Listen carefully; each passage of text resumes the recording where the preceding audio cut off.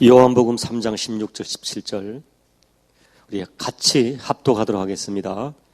시작. 하나님이 세상을 이처럼 사랑하사 독생자를 주셨으니 이는 그를 믿는 자마다 멸망하지 않고 영생을 얻게 하려 하심이라. 하나님이 그 아들을 세상을 심판하려 하심이 아니요 그로 말미암아 세상이 구원을 받게 하려 하심이라. 아멘. 한 번 더 기도하겠습니다. 하나님 아버지, 12월 첫 주 예배를 하나님께 올려드립니다. 지난 11개월 동안 은혜 주신 하나님, 이 12월도 특별히 이 땅에 성탄하신 예수님의 사랑과 은혜가 우리 심령 속에, 우리 교회 속에, 교우들 가정 속에 역사하여 이 땅에 살아계신 하나님으로 말미암아, 주 예수님으로 말미암아 기뻐하고 감사하는 이 한 달이 될 수 있도록 도와주옵소서. 오늘도 말씀을 증거할 때 주님, 연약한 종의 입술과 혀와 이 성대를 주관해 주시고 종의 영을 붙들어 주셔서 하나님 말씀만을 온전히 전할 수 있도록 간섭해 주옵소서. 증거되는 말씀이 교우들에게 생명과 진리의 말씀으로 들려지도록 주님 은혜를 베풀어 주옵소서. 예수님 이름으로 감사하며 기도하옵나이다. 아멘. 여러분, 오늘 본문은 우리가 너무나 잘 아시는 말씀이고요, 또 우리를 이토록 사랑하시는 하나님의 사랑의 절정을 보여주는 기독교의 위대한 선언입니다. 그래서 성경 주석학자인 이상근 목사님은 오늘 본문 구절을 가르쳐서 성경의 절대 주제다라고 얘기했습니다. 종교개혁자 마르틴 루터는 작은 복음이다, 복음 중에 복음이다라고 이 본문을 규정을 했습니다. 이 말을 압축하면 요한복음 3장 16절 한 구절만으로도 왜 예수님께서 이 땅에 오셨는가, 무엇 때문에 오셨는가를 정확하게 밝혀주는 것입니다. 그리고 이 한마디 말씀만 우리가 믿어도 구원받고 천국 가는 것입니다. 그만큼 본문 말씀은 중요합니다. 그래서 요한복음 3장 16절은 교회를 조금 다닌 사람이면 누구나 암송을 하죠. 우리 어린아이들, 어른들 다 암송을 하는 말씀입니다. 우리 한번 암송해 보겠습니다. 시작. 하나님이 세상을 이처럼 사랑하사 독생자를 주셨으니 이는 그를 믿는 자마다 멸망하지 않고 영생을 얻게 하려 하심이니라 되어 있습니다. 자, 그러나 여러분, 우리는 사실 이 본문의 내용을 얼마나 깊은 내용인지를 잘 모를 때가 많습니다. 여러분, 자식을 죽음에서 내어주시려고 이 땅에 보내주신 하나님의 그 사랑을 우리가 얼마나 알까요? 제가 이번 주간에는 돌아가신 하영조 목사님의 그걸 우연히 보게 돼서 한번 들어가서 몇 편의 설교를 보고요, 또 그분의 올해가 3주기가 되는데 추모 예배 장면을 영상으로 봤습니다. 근데 하영조 목사님이 그런 말씀을 하셨어요. 나는 죽음이 두렵지 않다는 거죠. 만약에 내가 죽을 일이 생기면 나는 죽을 수 있다고 하셨습니다. 내가 죽는 것은 두렵지 않다고 하셨습니다. 그러나 내 아들을 죽이라고 한다면 나는 죽어도 그 일은 할 수 없다 하셨습니다. 그리고 사랑하는 아들을 죽이느니 차라리 내가 죽어버리겠다고 하셨습니다. 아무리 세상에서 중요한 일이 있다 할지라도 자식의 생명을 죽음으로 몰아넣으면서까지 성취할 수 있는 것은 이 땅에 절대로 없다고 하셨습니다. 그런데 여러분, 우리 하나님 아버지는 바로 그 일을 하신 거예요. 그와 같이 모질리고 죄인된 인간도 할 수 없는 그 모진 일을, 지독한 일을 하나님께서 하신 것입니다. 아버지로서 아들을, 예수님을 죽음의 자리에 내어놓으신 것입니다. 여러분, 이 말씀은요, 자식이 죽는 것을 그냥 버려뒀다는 얘기가 아니에요. 뭐예요? 자식을 죽음의 자리로 아버지가 몰아놓으신 것입니다. 그렇게 아들을 죽음의 자리에 내어놓기로 결심하시고 처음으로 시작하신 일이 바로 예수님을 이 땅에 성탄하게 하시는 일입니다. 이렇게 자기 자식을 죽음의 자리에 내놓는 아버지의 마음과 사랑을 오늘 저와 여러분이 얼마나 이해할 수 있을까요? 여러분, 오래전에 알래스카 고래 이야기가 언론에 실린 바가 있습니다. 오래된 얘기죠. 남쪽 바다에 살던 고래 2마리가 알래스카로 올라가는 것입니다. 이 알래스카는 바다가 육지 안으로 깊이 들어오는 이게 만이란 말 아시죠? 지형에 만이 많습니다. 그래서 고래 2마리가 먹이를 찾아 만으로 깊숙이 들어가 고기를 배불리 먹으며 지냈습니다. 그런데 그 해는 유독 겨울이 빨리 왔고 추위가 빨리 와서 얕은 곳부터 얼음이 일찍 얼기 시작했습니다. 그래서 고래가 들어왔던 입구부터 다 얼어버린 것입니다. 고래가 뒤늦게 빠져나가려 했지만 입구가 이미 얼어버려서 나갈 수가 없게 되었습니다. 얼마 후에는 이 만 전체가 얼어버려서 결국 고래가 얼어 죽게 된 것입니다. 이것을 본 에스키모 사람들이 고래를 살리기 위하여 얼음을 깨기 시작했으나 역부족이었습니다. 너무 많이 길어서 약 100km가 되는 거리였다고 그래요.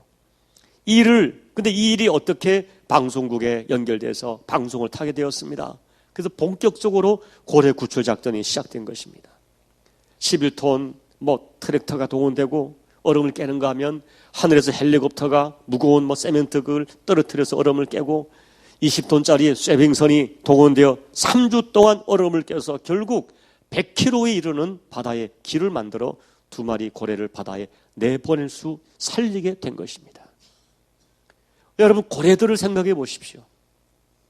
자기들을 살리려고 이 추위 속에 살을 에이는 추위를 무릅쓰고 수십 명의 사람들과 장비들이 동원되어 애쓰는 그 노고를 고래들이 얼마나 알까요? 며칠만 늦으면 자기들이 얼음 속에 묻혀 죽게 될 것을 그들이 알고 있었을까요?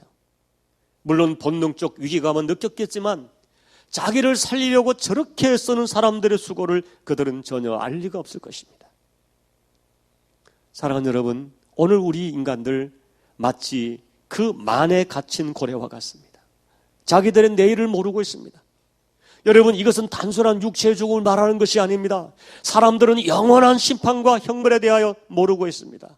동시에 그 형벌을 피할 수 있는 능력도 없습니다. 피할 방법도 알 리가 없습니다. 더군다나 자기들을 살리려고 하나님이 어떤 일을 했는지 이해도 할 수 없고 관심도 없는 것입니다. 여러분, 우리가 기독교는 하나님의 사랑이라, 하나님은 사랑이라, 사랑의 종교라 하지만 사실 우리가 하나님의 사랑의 높이와 길이와 너비가 어떠한지를 잘 모릅니다. 그 하나님의 사랑은 초자연적이에요. 그렇기 때문에 자연적인 인간의 제한된 사랑과 이성과 상식에 갇혀있는 인간은 이 초자연적인 하나님의 사랑을 100% 이해하지 못합니다. 그 사랑을 다 받지도 못합니다. 여러분, 우리가 그 사랑을 노래하고 감격하지만 너무나 제한적입니다.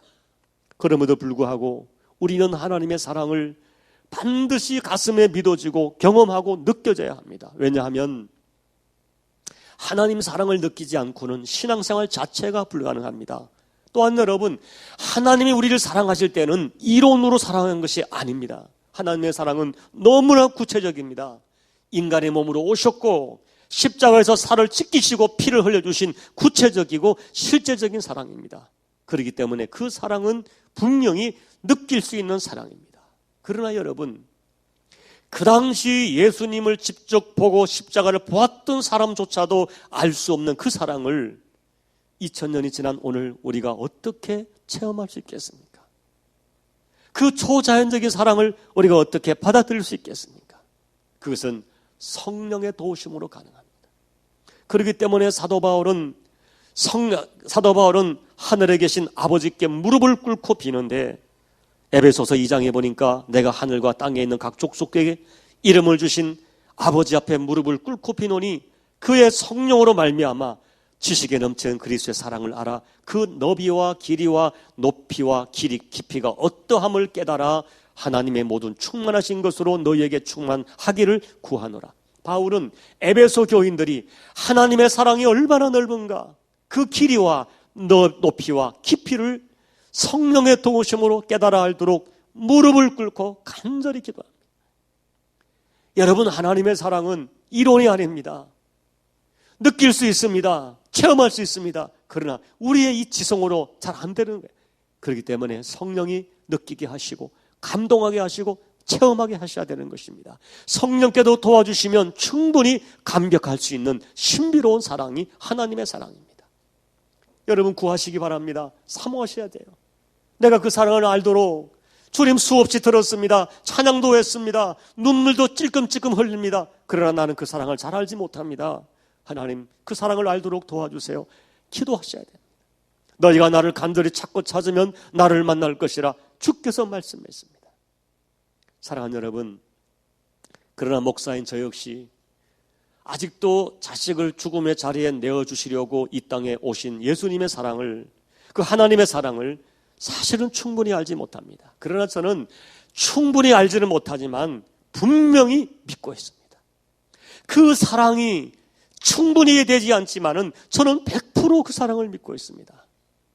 여러분, 설교자인 저에게 한 가지 이상하고 그러나 확실한 일이 있습니다.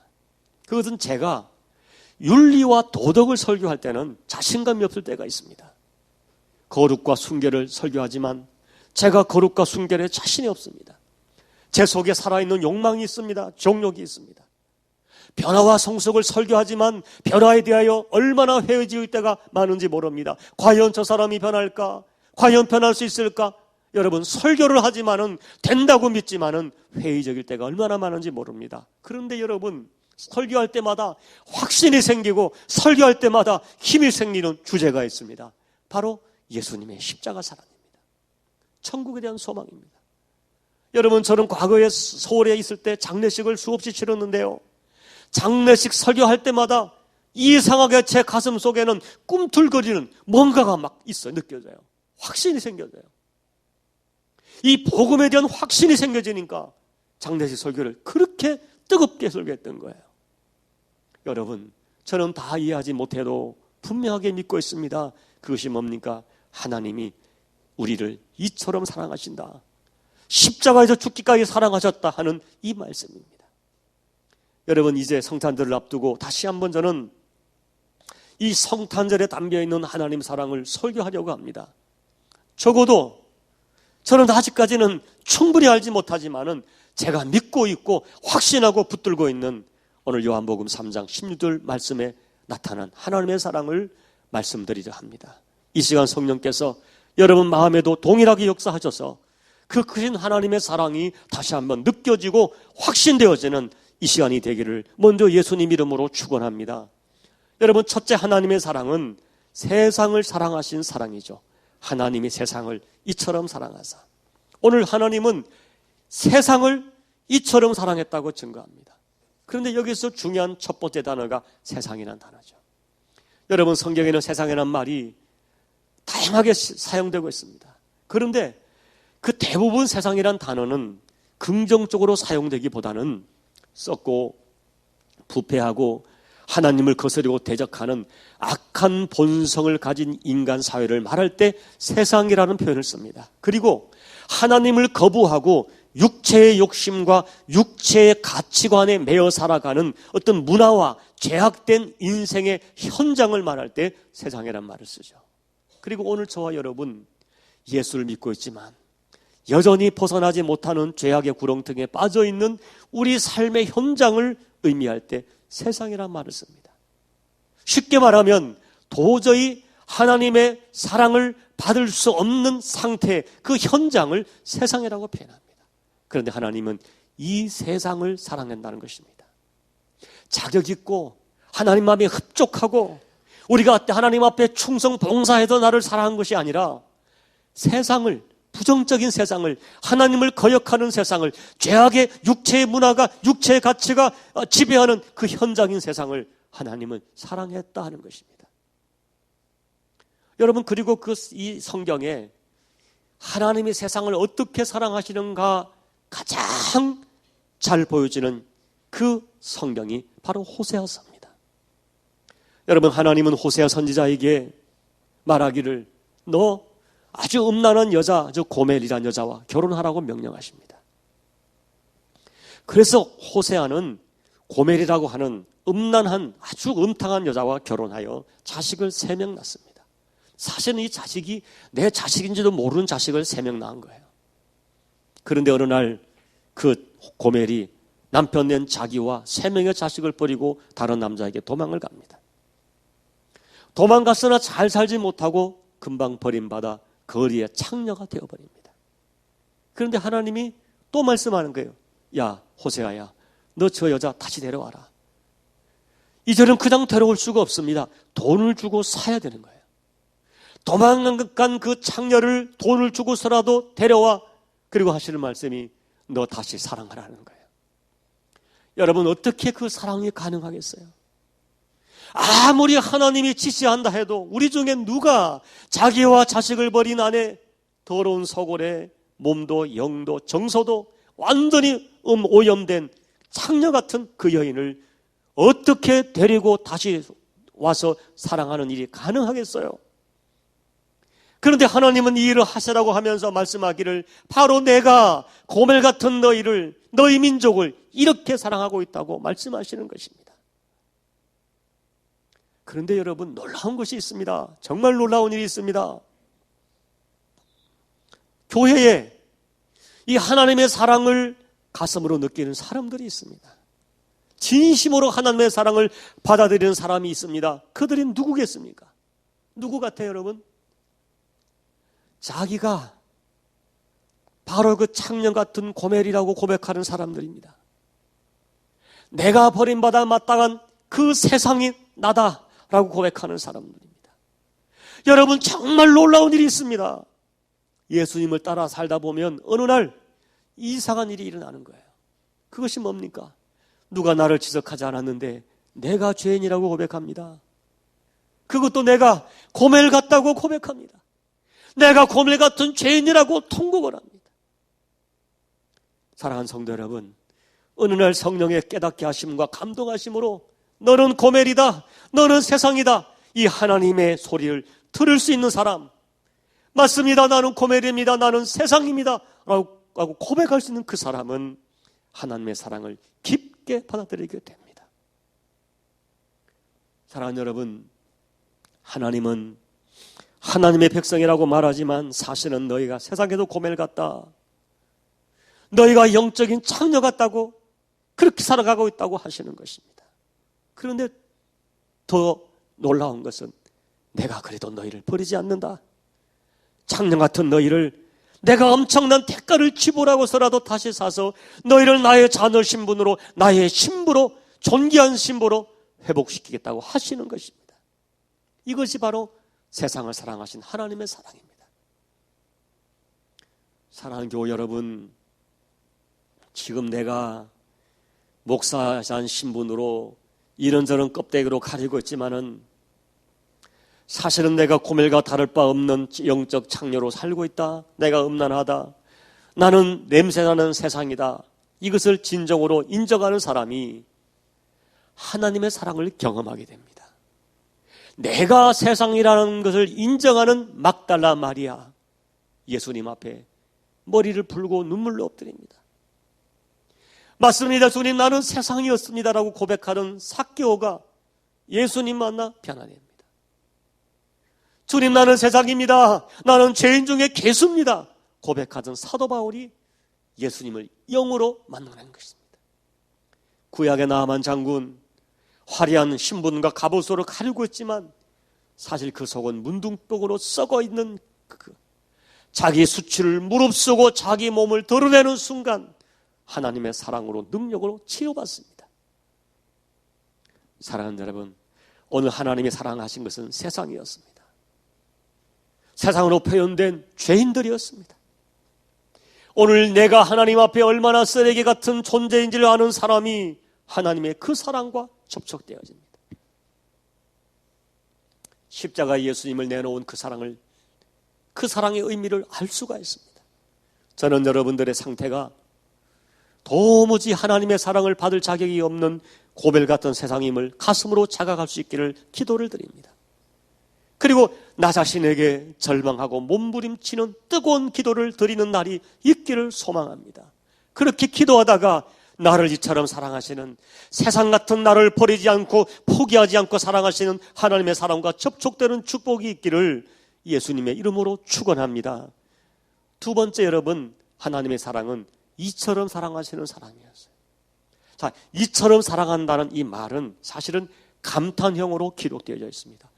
아니, 이 같은 사랑이 있다니, 이런 감탄으로 시작되는 거죠. 왜냐하면 그 사랑은 기대할 수도 없고 자격이 없는 사람에게 너무나 귀한 것을, 그냥 너무나 기대할 수 없는 것을 깨트리는 사랑이기 때문입니다. 사랑하는 교우 여러분, 우리는 살아가면서 우리 서로가 사랑을 주고받습니다. 요즘은 그런 경우 없지만은 집에 쌀이 떨어졌을 때 쌀을 사주기도 하고, 병이 들면 약을 지어주는 사랑을 합니다. 어려운 이웃에게 돈을 나눠주는 사람도 있습니다. 그 사랑도 감사한 사랑입니다. 요즘처럼 이기적이고 자기밖에 모르는 세상 속에서 우리가 보통 사람이 말하고 있는 사랑이란 것은 내 쓸 것을 조금 아껴서 내가 쓰지 않고 주거나 다른 사람의 고통을 깊이 동정하고 동참하는 것을 우리는 사랑이라고 말합니다. 여러분, 그 사랑도 정말 귀한 사랑입니다. 그러나 여러분, 하나님의 사랑은 차원이 다릅니다. 하나님의 사랑은 자기 아들을 죽여 다른 사람을 살리는 이해할 수 없는 사랑입니다. 내가 완전히 망가지면서 남을 살리는 이해할 수 없는 사랑입니다. 바로 그 사랑이 십자가로 나타난 것입니다. 여러분, 우리가 십자가 노래하지만 사실 그 사랑이 얼마나 이해되고 얼마나 우리가 느껴집니까? 오늘 그 사랑을 오늘 본문에 이처럼 사랑으로 표현되고 있습니다. 근데 이처럼이란 것은 여러 가지로 해석하지만 가장 대중적인, 가장 보편적인 해석이 바로 앞절에 있는 14절과 15절을 받는 말씀이라고 해석하는 것이죠. 모세가 광야에서 뱀을 든 것 같이 인자도 들려야 하리니 이는 그를 믿는 자마다 영생을 얻게 하려 하심이니라. 하나님이 세상을 이처럼 사랑하사, 이렇게 해석하는 거예요. 여러분, 이 14절 사건은 민수기 21장에 기록되어 있습니다. 광야에서 불뱀에 물려 죽는 그들의 죄 때문에 불뱀에 물려 죽는 그들을 하나님은 살 길을 알려주십니다. 놋뱀을 만들어라, 장태에 높이 다루라, 그리고 누구든지 놋뱀을 쳐다보면 살게 될 것이라고 하셨습니다.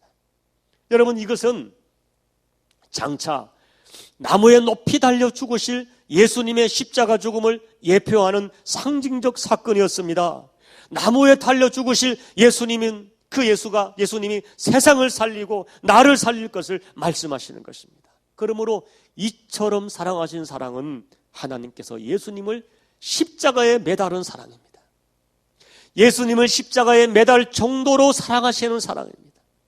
그리고 예수님께서 십자가에 죽으시기까지 나를 사랑하는 그 사랑이 이처럼이란 단어 속에 담겨져 있는 사랑입니다. 하나님께서, 성부 하나님께서 예수님을 십자가에 타실 만큼 사랑했다. 예수님께서는 당신이 십자가에 죽으실 만큼 우리를 사랑했다. 이 사랑이 이처럼 사랑했다는 사랑입니다. 여러분, 반복하지만 이 사랑은 우리가 그렇게 노래하고 교리를 알고 있지만 사실 우리의 지혜와 상식으로 이해할 수 없는 사랑입니다. 그러기에 성령님이 도와주지 아니하면은 받아들일 수 없는 사랑입니다. 그러나 여러분, 믿음은 뭡니까? 이해하지 못해도 그 십자가 사랑을 받아들이는 것이 믿음입니다. 여러분, 생각해 보세요. 불뱀에 물려 죽는데 단순히 놋뱀을 바라보면 산다는 것은 터무니없는 이야기입니다. 말도 되지 않는 처방입니다. 그런데 그 처방을 믿음으로 바라본 사람은 다 살았습니다. 이해할 수 없지만 믿음으로 예수 그리스도의 십자가를 붙드는 사람은 구원받습니다. 이것이 이처럼 사랑하시는 하나님의 사랑입니다. 하나님은 이처럼 십자가로 저와 여러분을 사랑하셨습니다. 세 번째, 이처럼 사랑하시는 하나님의 사랑은 우리가 멸망되기를 원치 않는 사랑입니다. 여러분, 보통 사람은 죽으면 그것으로 끝난다고 생각합니다. 죽음으로 나라는 존재가 끝난다고 생각합니다. 그러나 하나님이 말씀하는 인간의 종말은 그렇게 단순하지 않습니다. 한 번 죽는 것은 사람에게, 모든 인간에게 정하신 것이요 그 후에는 심판이 있으리라 하나님은 너무나 분명하게 선언하십니다. 그러나 여러분, 죄 문제가 해결되지 않을 때 인간에게 와줄 심판은 너무나 엄중하고 분명하고 소름 끼치는 형벌이 기다리고 있다고 이야기합니다. 이 심판의 실체, 이 하나님의 심판이 얼마나 엄중하고 얼마나 무서운지를 알고 계시는 분이 하나님이십니다. 이 심판이 얼마나 고통스러운가, 얼마나 비참한가 하나님은 아십니다. 그래서 하나님은 우리가 멸망되기를 원치 않으십니다. 그것이 오늘 17절에 나타난 하나님의 뜻입니다. 여러분, 제가 수없이 말씀을 드렸지만 우리가 분명하고 반드시 알아야 될 진리가 무엇입니까? 오늘 우리 인간에게 직면한 인간 최대의 문제는 경제의 문제가 아닙니다. 가난의 문제가 아닙니다. 건강의 문제가 아닙니다. 어떤 자유의 문제가, 억압의 문제가 아닌 것입니다. 이 땅에서 얼마나 잘 사느냐 못 사느냐, 그것이 인간의 최대의 문제가 아닙니다. 인간 최대의 문제는 죄의 문제요, 죄로 말미암은 죽음의 심판의 문제인 것입니다. 여러분, 예수님의 죽으심을 역설적으로 바꿔 생각해 보세요. 인간의 문제가 얼마나 컸기에, 인간의 받을 형벌이 얼마나 컸기에 하나님께서 예수님의 생명을 거두실 정도로, 예수님의 생명을 대가로 치를 정도로 그만큼 문제가 중하다는 거예요. 모든 인간에게 걸린 최대 문제가 뭡니까? 너희 인간은 예외 없이 죄인이고 그 죄로 말미암아 너희는 하나님의 심판과 함께 멸망한다는 것입니다. 사람들이 인정하지 않고 인정하고 관계없이 하나님의 심판은 반드시 집행된다는 것입니다. 여러분, 우리는 너무 짧은 시간을 이 땅에서 먹고 마시고 웃고 즐기며 살아갑니다. 이 인생이 너무나 짧습니다. 너무 빨리 흘러갑니다. 그리고 우리는 예외 없이 인생의 마지막을 맞이합니다. 그리고 마침내 끝없는 어두움과 저주와 심판이 기다리고 있습니다. 이것을 아시는 하나님이 우리에게 먹을 것만 주고, 좋은 아파트 주고, 아플 때 약 발라주고, 배고플 때 떡이나 준다면 어떻게 그것이 사랑이겠습니까? 그건 사랑일 수 없습니다. 하나님은 우리를, 이게 인간 최대 문제인 죄의 문제, 죄로 말미암은 영원한 심판의 문제를 해결하기를 풀어주는 것, 이것이 최고의 사랑입니다. 이것이 어쩌면 인간을 향한 유일한 사랑인 것입니다. 그것이 오늘 17절입니다. 하나님이 그 아들을 세상에 보내신 것은 세상을 심판하려 하심이 아니요 그로 말미암아 세상이 구원을 받게 하려 하심이라. 요한일서 4장 8절 9절, 하나님은 사랑이시라. 하나님의 사랑이 우리에게 이렇게 나타난 바 되었으니 하나님이 자기의 독생자를 세상에 보내심은 그로 말미암아 우리를 살리려 하심이라. 사랑하는 여러분, 이것이 성탄절입니다.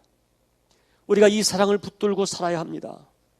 우리가 멸망되기를 원치 않으셔서 자기 아들의 생명까지, 아니 사실은 자기의 목숨까지 주시는 그 하나님의 사랑을 가슴에 담고 살아가는 절기, 다시 한번 새기는 절기가 성탄절기입니다. 그리고 여러분, 한 가지 더 꼭 말씀드리고 싶은 것이 이것입니다. 우리가 이 사랑을 붙들어야 될 중요한 이유가 있습니다. 세상을 이기는 힘이 이처럼 우리를 사랑하시는 하나님 사랑에 대한 믿음에 있기 때문입니다. 여러분, 우리가 예수를 믿지만 예수 믿기 때문에 환경이 갑자기 바뀌는 것이 아닙니다. 예수 믿는 우리들도 살아가기가 힘이 들 때가 있습니다. 예수 믿는 우리들에게도 너무나 많은 걱정거리가 다가옵니다.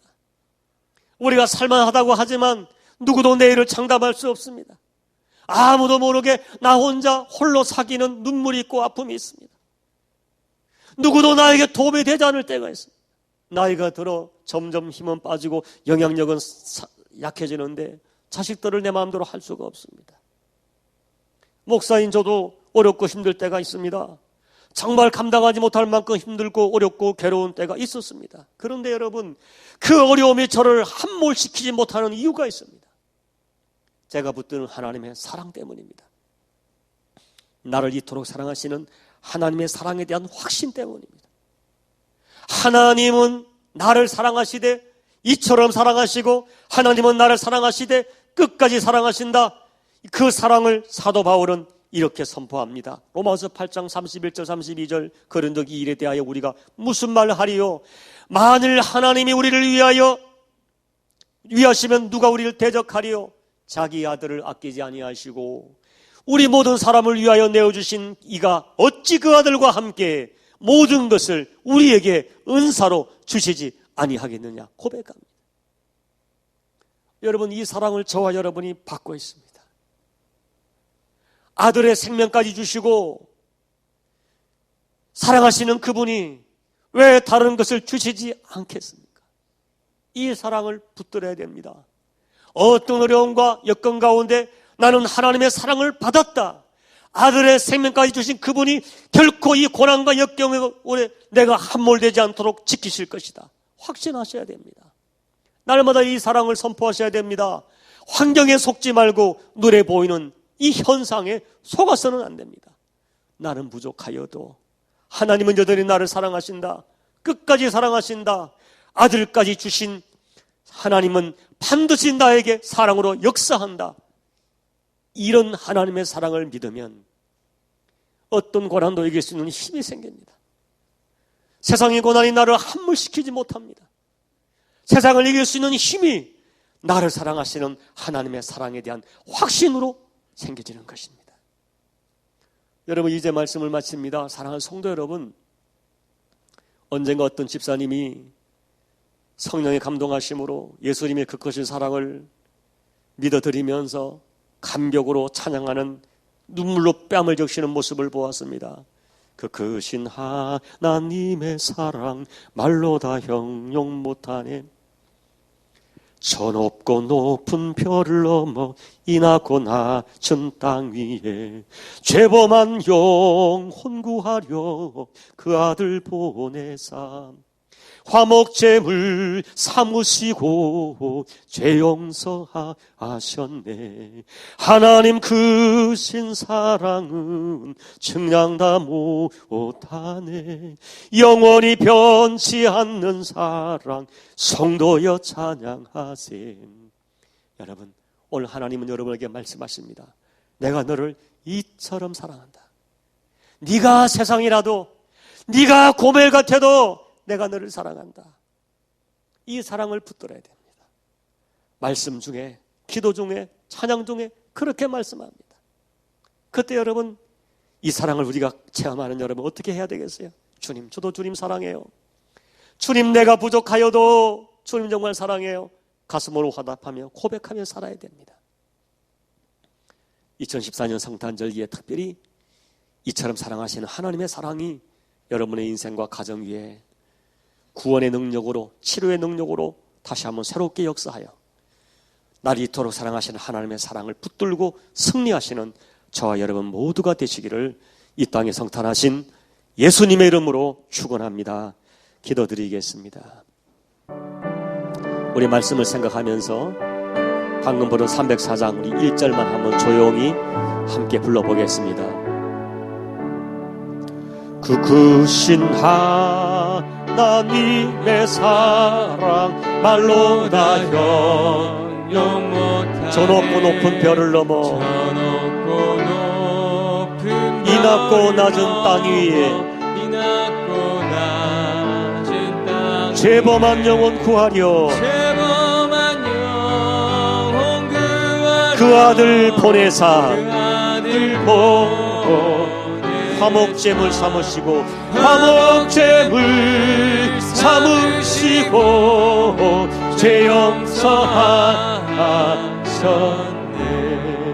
하나님 크신 사랑은 측량 다 못하네. 영원히 변치 않는 사랑 성도여 찬양. 우리 한번 기도하며 나가시겠습니다. 하나님 아버지, 그 사랑을 내가 경험하기를 원합니다. 이론이 아니라 교리가 아니라 주님은 실제로 이 땅에 오셔서 실제로 십자가에 죽으심으로 이처럼 사랑하시는 하나님의 사랑을 몸소 보이셨는데 아버지, 그 사랑엔 깊이와 넓이와 길이와 높이가 없다함을 깨닫지 못합니다. 주님, 깨닫는 은혜를 주십시오. 믿어지는 은혜를 주십시오. 성령의 능력으로 그 사랑이 내 심령 속에 정말 감동으로 부딪혀오게 도와주십시오. 이 성탄절기에 그 사랑을 입으로 노래하는 것이 아니라 가슴으로 노래하게 도와주시고 가슴으로 감격하게 도와주시고 그 사랑 붙들고 하나님이 이처럼 나를 사랑하시는데 누가 나를 함부로 할 수 있겠는가? 이처럼 사랑하시는데 어떤 고난이 나를 함몰시키겠는가?